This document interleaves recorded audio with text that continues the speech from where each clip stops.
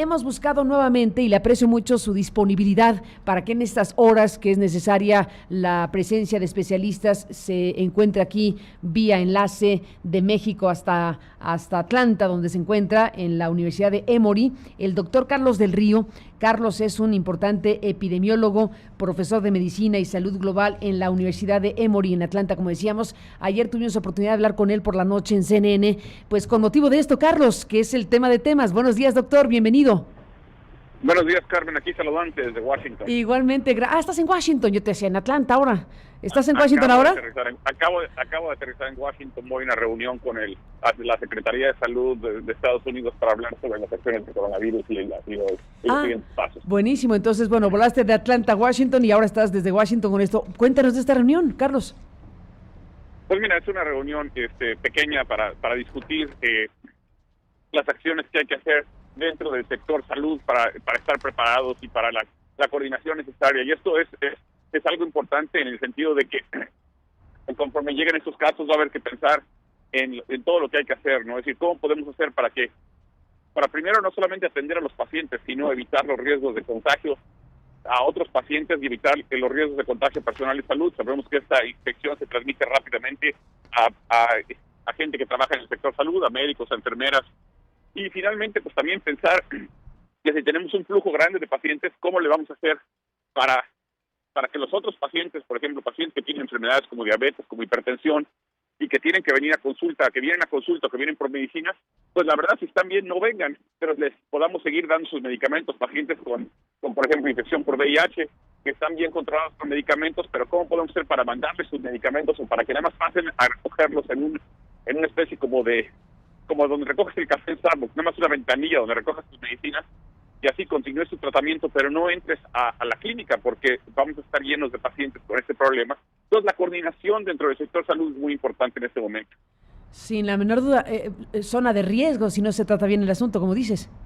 Quien lo dijera, ¿no? Y sobre todo lo que queremos evitar es el pánico, el descontrol y la desorganización que estamos viendo, por ejemplo, en Italia y en otras partes. Estamos aprendiendo en Italia realmente lo rápidamente que el sector salud se ha visto sobrepasado por esta epidemia. Entonces, es muy importante que haya una coordinación muy, muy estrecha. Esto es una cosa sin precedentes y que tenemos que asegurarnos que haya realmente una coordinación muy buena entre todos los sectores que trabajan dentro del sector salud.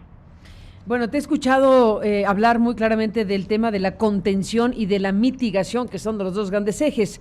¿Es uno u otro? ¿Son los dos? Cuéntanos de esto y no sobra repetir lo que tú has planteado en las últimas horas. Son los dos, no es uno o lo otro. Es importante contener y es importante mitigar.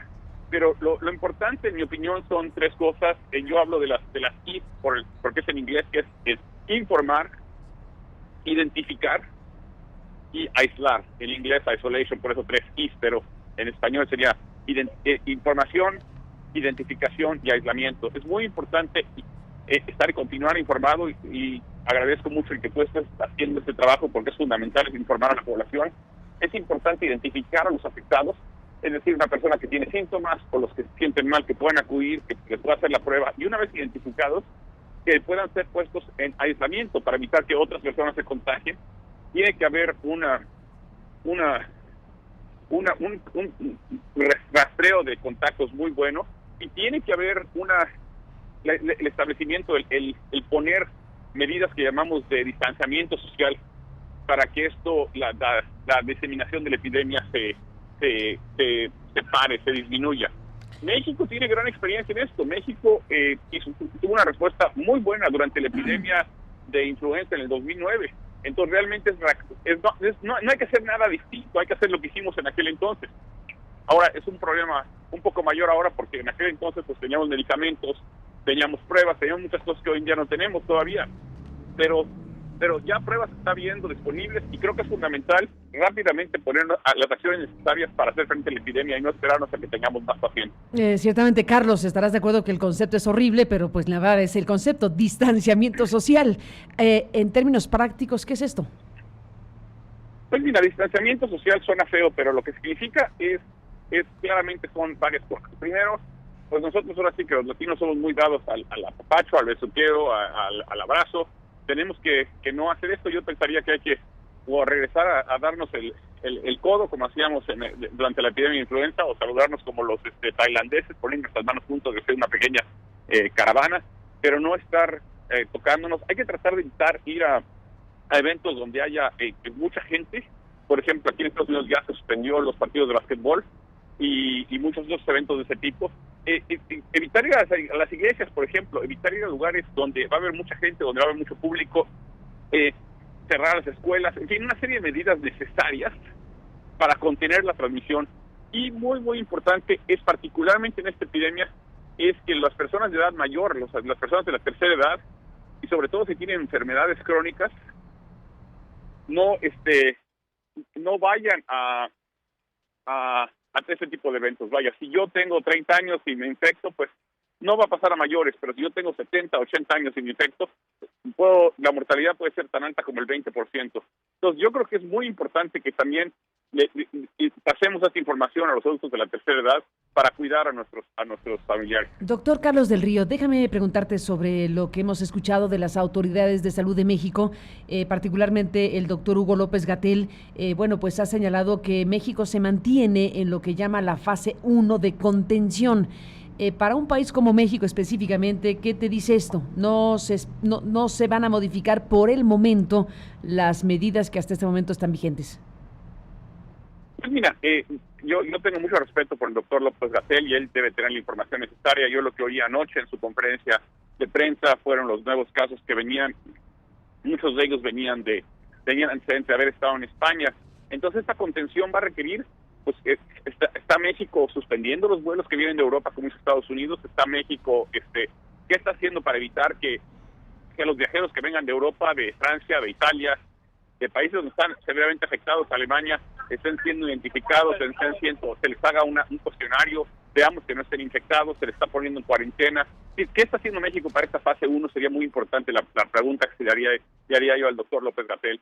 Y número 2, yo creo que hay que empezar a pensar en que ya hay transmisión comunitaria, y al haber transmisión comunitaria, tratar de identificar a los infectados y ponerlos en aislamiento para que no haya, para parar la transmisión. México está en muy buen tiempo de no tener una epidemia mayor, y por tanto yo creo que las medidas que se necesitan implementar pueden ser dolorosas, pero van a ser efectivas a largo plazo. ¿Serías un poco más agresivo en las medidas, Carlos del Río, tú, si estuvieras en la función pública?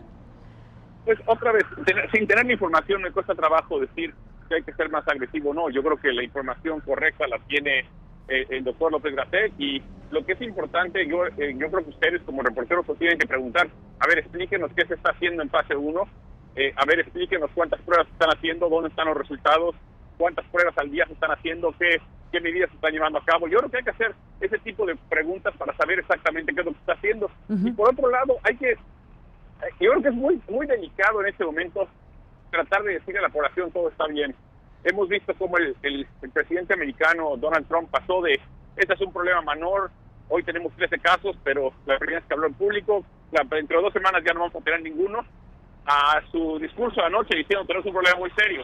Entonces yo creo que no hay que tomar, hay que tener cuidado, no tener complacencia. La complacencia, decir todo va a estar tranquilo y no va a pasar nada, es extraordinariamente peligroso en esta situación. Lo hemos visto una y otra vez. Aquí en Estados Unidos, el 23 de febrero teníamos 14 casos. Hoy, el 12 de marzo, tenemos más de 1,600 casos. Entonces, yo creo que la complacencia en decir el 23 de febrero, nada más son 14 casos, no es problema, es peligroso. Pues ahí está Carlos del Río, sigamos hablando, te aprecio mucho que nos tomes la llamada, vas a tu reunión y ya nos contarás cómo estuvo. Por lo pronto, gracias por tomar esta comunicación. Un saludo, Carmen. Igualmente, gracias al doctor Carlos del Río, epidemiólogo, profesor de Medicina y Salud Global de la Universidad de Emory en Atlanta. Y bueno, pues como experto que ha sido convocado en Washington a esta reunión de la que nos está hablando, nos mencionó hace un momento que va en ruta para ello.